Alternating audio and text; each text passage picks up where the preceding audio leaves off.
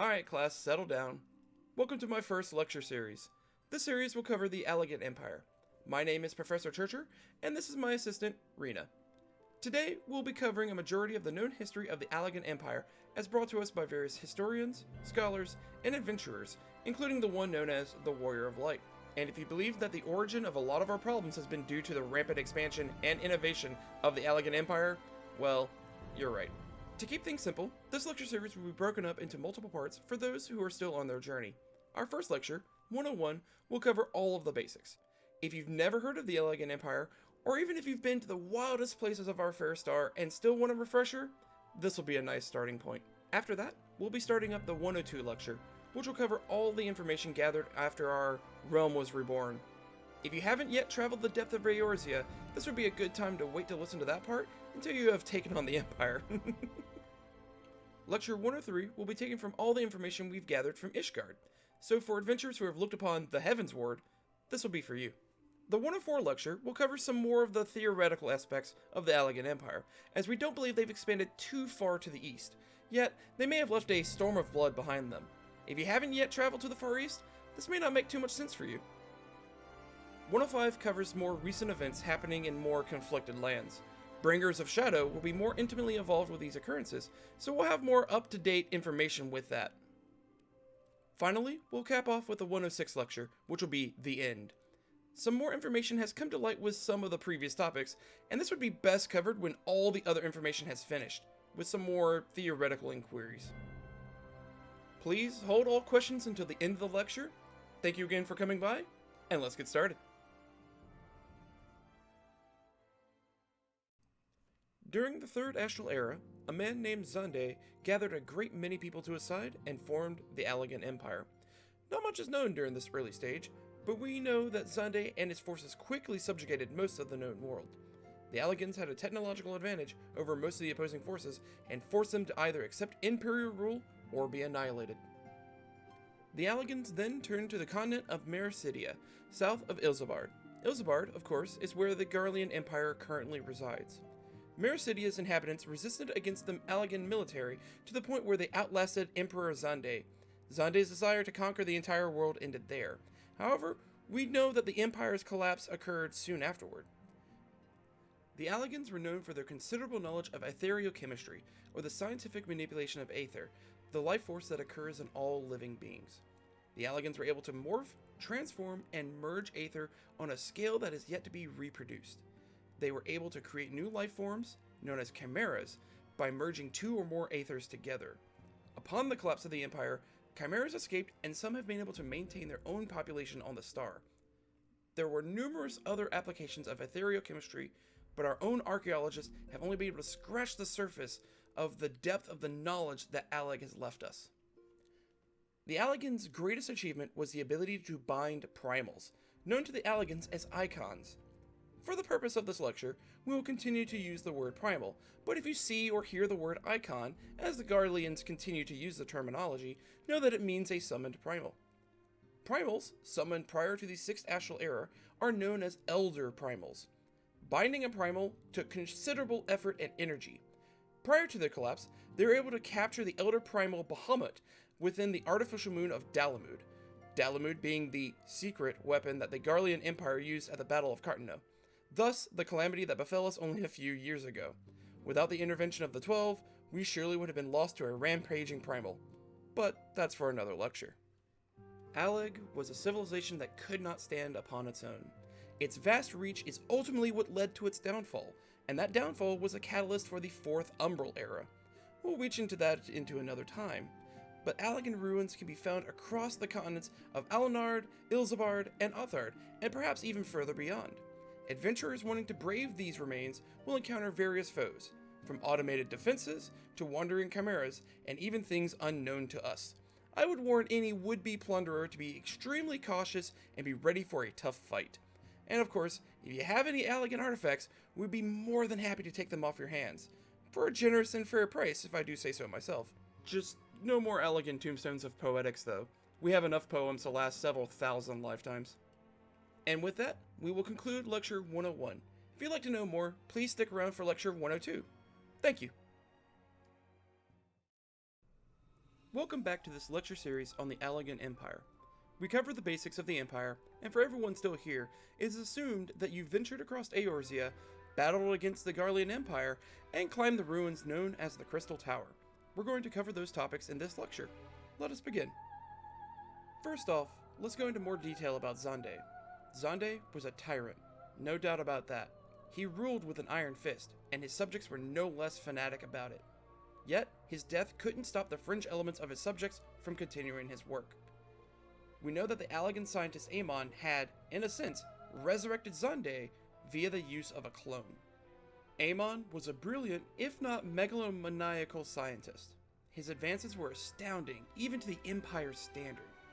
He furthered the field of ethereal chemistry to the point of being able to create clones out of very little. 150 years after his death, Xande was reborn.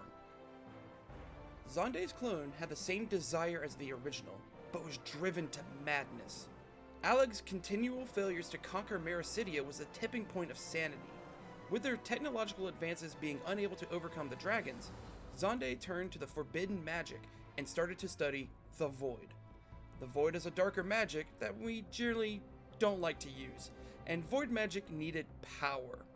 He made contact with a particularly powerful Void scent called the Cloud of Darkness, and established a pact with it.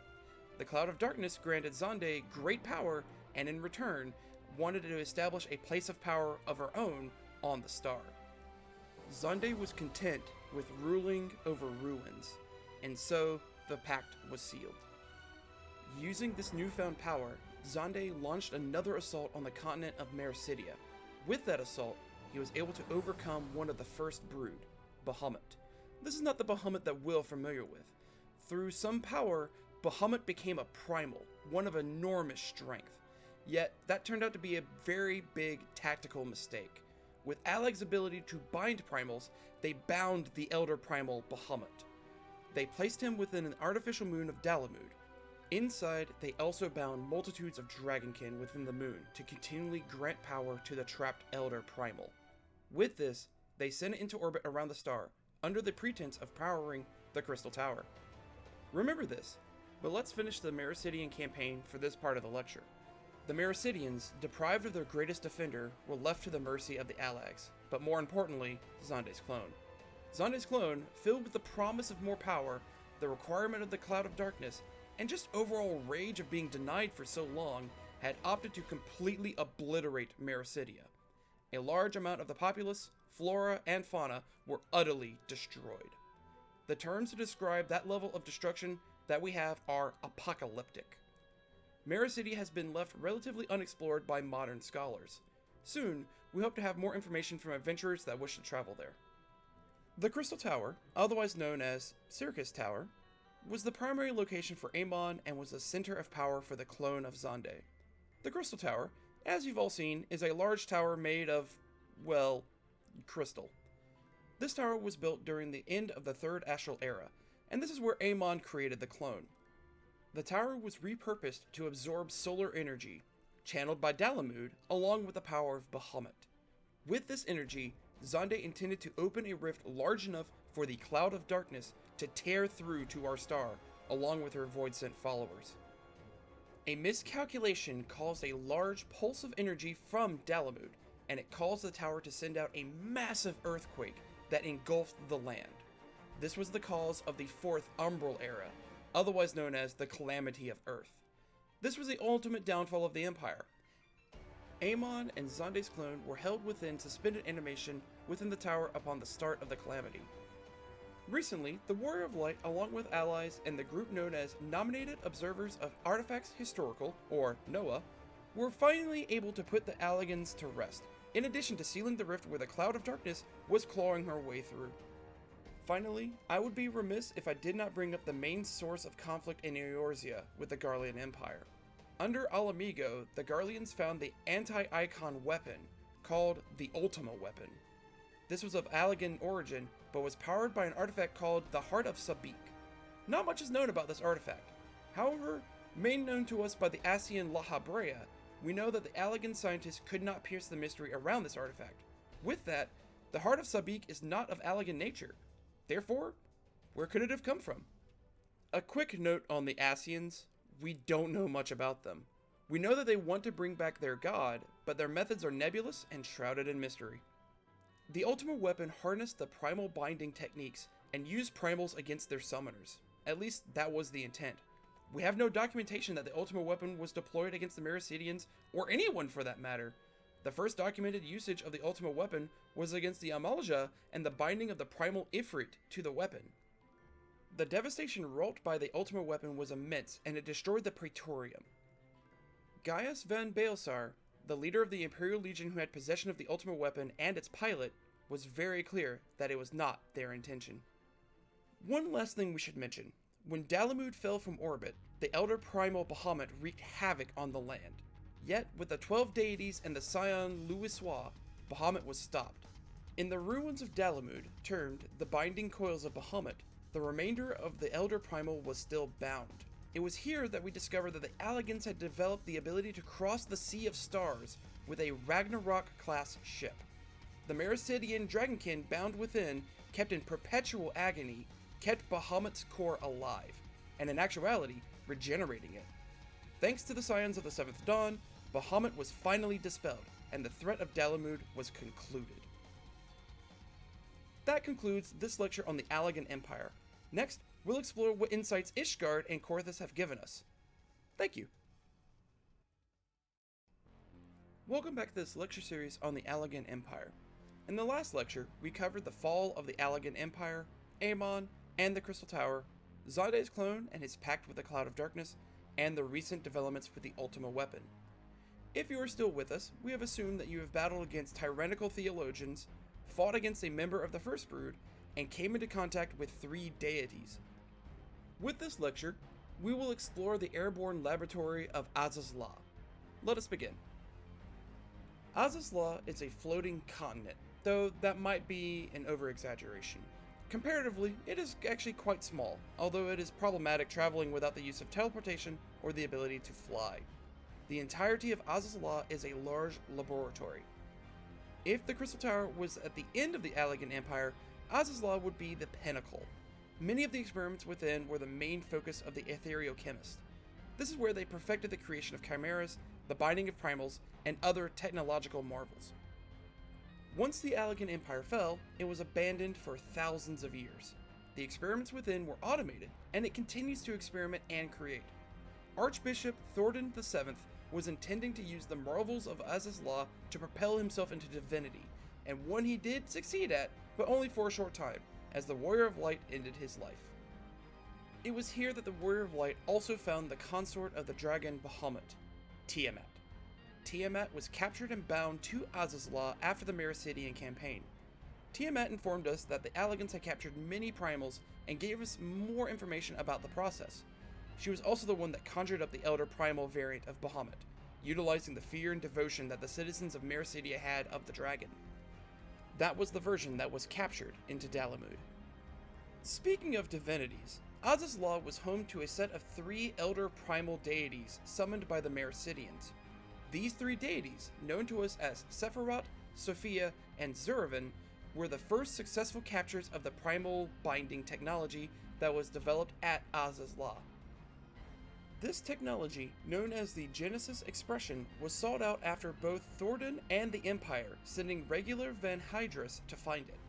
With Thordan activating the entire laboratory, this started a process that caused the deities to awaken slowly from their captivity. This disaster was averted, again, by the Warrior of Light. As a note, the Genesis Expression was used to control primals, but it also had the capability to create something out of nothing. The entire nature of creation and the layout of the laboratory has a set pattern outside of what we normally see within Allagan architecture. One could posit the theory that an outside source may have influenced the Allagans. And that concludes this lecture of the Allagan Empire. Our next lecture will discuss possible theories about the Allagan Empire and their expansion to the east. Thank you. Welcome back to this lecture series on the Allagan Empire. In the last lecture, we covered the airborne laboratory known as Azazla. In this lecture, we'll explore the possibilities of how far east the Allagan Empire reached and the recent discovery of a being known as Omega. If you are still with us, we will assume that you have battled a Garlean dragon hybrid, brought peace to the Four Lords, and ultimately battled on a dark battlefield. Let us begin. Amongst the area in Othard known as the Burn, we have found several Allagan ruins. In an area completely devoid of aether, we now know that Azaz's Law was lifted from this location. The Burn was created by draining the land of all aether due to the tremendous amount of aether used to lift Azaz's Law. The idea that the aether was used in primal summonings was propaganda spread by the first Garlean Emperor, Solus Zulsgalvis. Othard is quite far, and there's also information that the Burn has an extensive etherical barrier around it, similar to the one found on Azaz's Law, and several devices around the area of the Azim Steppe allowed for channeling of significant amounts of aether to the shield. However, if aether is channeled into the shield from the outside, what tactical advantage would it provide to have a shield that enemies without could disrupt? Finally, the discovery of Omega has caused quite a stir amongst the Grand Alliance of Eorzea. Not a being of Allagan origin, it was discovered by the Allagans in the late 3rd Astral Era after Xande's death. As a matter of fact, the Allagans were able to converse with it by the time that Xande's clone was created. Upon the clone's order, Omega was unleashed upon Mericidia, and this is actually what ultimately captured the Elder Primal Bahamut. That concludes this lecture on the Allagan Empire. This was a short one, I know. Our next lecture will discuss the Allagans' information on the Voidsent of Diablos and their plans to capture it. Thank you. Welcome back to this lecture series on the Allagan Empire. In the last lecture, we covered Omega and the reach of the Allagan Empire to the far east. In this lecture, we will cover Diablos, along with new information we acquired about the Crystal Tower. If you are still with us, we will assume that you have traveled to another realm, fought for the Bajan resistance, and fought a lunar representation of another primal. Let us begin. The Crystal Tower was a marvel to behold, but with some assistance from the primal Alexander and the being known as Omega, an Archon named Grahatia that was previously bonded to the tower was able to go from the future of our star and travel into the past of the reflection of the selfsame star. The reflection, referred to as the First, was undergoing a calamity of their own, and the powers of the Crystal Tower were able to bring succor to those suffering from it. Indeed, we've learned that the Crystal Tower and its technology were used for protection and recovery as opposed to subjugation and conquering, a just change from what just happened on our own reflection called the Source. And while we do not know the specifics of how this happened, Archontia is either not willing or not able to answer our questions about what caused the tower to be able to teleport across realms. Nevertheless, we will continue our investigations to see if this is something that we can recreate in our own time. Another thing that has come to light recently was the discovery of another Allag ruin in the lands of Baja, specifically in the region of Zadnor. The 4th Imperial Legion, in disarray from the loss of the Garlean Emperor Varus Zulsgalvis, had unearthed a weapon called the Diablo Armament. A quick aside about the Voidsent Diablos. While Diablos was very much present during the 5th Astral Era and the War of the Magi, the Allagans in the 3rd Astral Era were aware of Diablos still in the Void. Diablos had not yet made his way onto the Source, but preparations were being made to summon and capture him, very much in the same manner as Primals. The Diablo Armament was built separately from the Ultima weapon, and it was a different design than Omega, leading us to believe that this was an independent project. The Diablo Armament is both organic and technological. This is a different method than capturing and binding Primals. Voidsent are organic in nature, so the use of organic parts must have been instrumental in bringing a Voidsent to heal. When Diablos was slain by the hands of the Warrior of Light and Kate Sith, a small part of his essence remained on the Source. The 4th Imperial Legion found this essence and enslaved it within the Diablo Armament. Note that I use the word enslaved and not the word bound. Primals could be bound as their will is usually created and imprinted on aether. Voidsent could be enslaved by this technology, forcing others to use them as they will. While I won't go into the morality and ethical implications of enslaving creatures built on supping on our own aether and souls, needless to say, this was very much more extreme than binding Primals. The Diablo Armament was awakened during the battle on board the 4th flagship, the Delradia. During this event, Diablos and members of the Bajan resistance clashed, at which point Diablos asserted control over the machine. Perhaps it was damaged over time, or something happened to weaken the mechanical suppressants. Needless to say, Diablos was now in control of a very large and dangerous machine. Near the end of the fight, the machine started to suppress Diablos' remnant. This caused the Voidsent to go berserk and attempt to destroy the land of Zadnor and all within it. It was defeated by the primal Gunhilder of Bajan fame. We're unsure what causes summoning to happen, however. And that concludes this lecture on the Allagan Empire. Our next lecture will conclude our lecture series as we examine the last little bit of information we have gathered. Thank you. Welcome back to this lecture series on the Allagan Empire. In the last lecture, we covered Diablos and its enslavement in the Diablos armament, as well as the time and realm traveling capabilities of the Crystal Tower. In this final lecture in this series, we will cover new information about the origins of the Allagan Empire, as well as theorize about a new discovery on the moon. If you are still with us, we will assume that you have traveled to the moon, seen the past as it was, and brought hope to those who despair. Let us begin. The Allagan Empire's origins have been hotly contested since the study of it.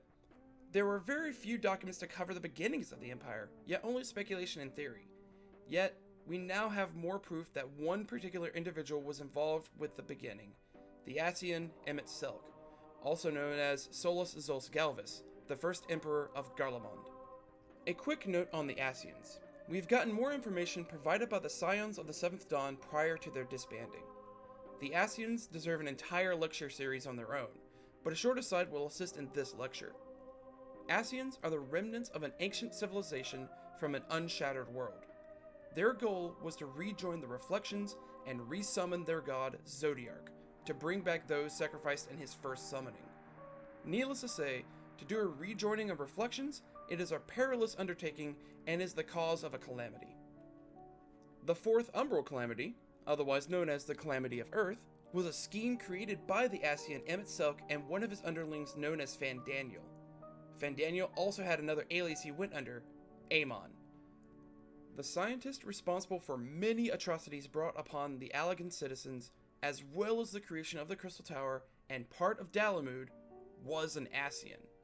We recently discovered that the Warrior of Light did not defeat Amon in the Crystal Tower, but a clone of him. Fandaniel continued to operate to this day and was instrumental in the downfall of the Garlean Empire, as well as the lunar towers that appeared across the land. The Crystal Tower was designed to create the Fourth Umbral Calamity, a scheme created by the Eorzeans. With this information, we can identify the causes of each calamity as part of the Eorzean plan to rejoin the Reflections. Much of our studies of the Allagan Empire are now shaded by this revelation. But this does explain why the Garleans have been showing more interest into the Isle of Corvos. Corvos, being the ancestral homeland of the Garleans, was also a site of particular interest to the Allagans. The Allagans had several pieces of technology hidden away there after their collapse. The guardians of the technology are unwilling to let anyone in, much less neutral scholars. An inquiry is to be brought up to Archontia to open diplomatic relations between the people of Corvos, the remnants of the Garlean Empire, and the Rostrum of Sharlia in these new, peaceful times. Finally, with more information being shared between the Loporrits and Bestways Burrow, we have the information that an Allagan ship is wrecked on the moon. The Loporrits have given us the name Heimdall's Last Sight, but we have no other records about who this Heimdall is or what they were trying to accomplish. We know that there are sentries around the spaceship, and there seems to be some sort of organic growth on the moon around it. What this means is still unknown to us. And that concludes this series of lectures on the Allagan Empire. If you enjoyed this, please inform us in the comment box left outside of the classroom. Be sure to subscribe to us in the Studium's lecture series to be informed of our next lecture, and if you truly did like it, give us a handy thumbs up. The more interest we can show to the Studium staff, the more likely we are to continue these lecture series. Once again, thank you for your attention, and class is dismissed.